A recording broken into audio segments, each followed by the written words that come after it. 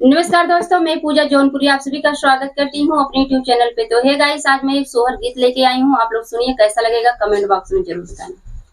भादो की रतिया भयावन घट घन घेरली हे, ललना चमा चमा चमके बिजुरिया, डगर नाही सूझेला हो।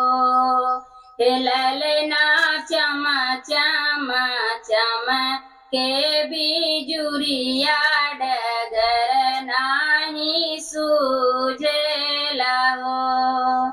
आधी की रतिया भइले त मोहन जनम ले हो।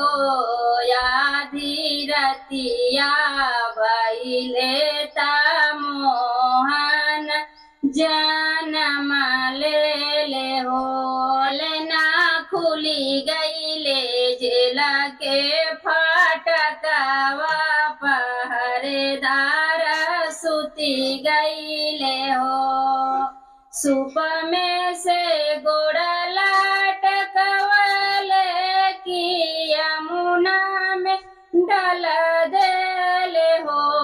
सूप में से गोड़ लटकवले की यमुना में डाल दिहले हो। ललना यमुना के जला भाए थोरा, बस देव पार भइले हो।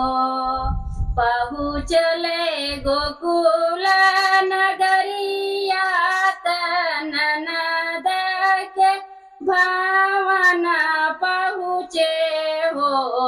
पहुँचले गोकुल नगरिया, ननद के भावन पहुँचे हो। पहुँचले गोकुल नगरिया, ननद के भावन पहुँचे हो। ललना यशोदा के गोदिया सुतायो, तहिया लइके मथुरा आइले हो। ललना यशोदा के गोदिया सुतायो, तहिया ले मथुरा आयो हो।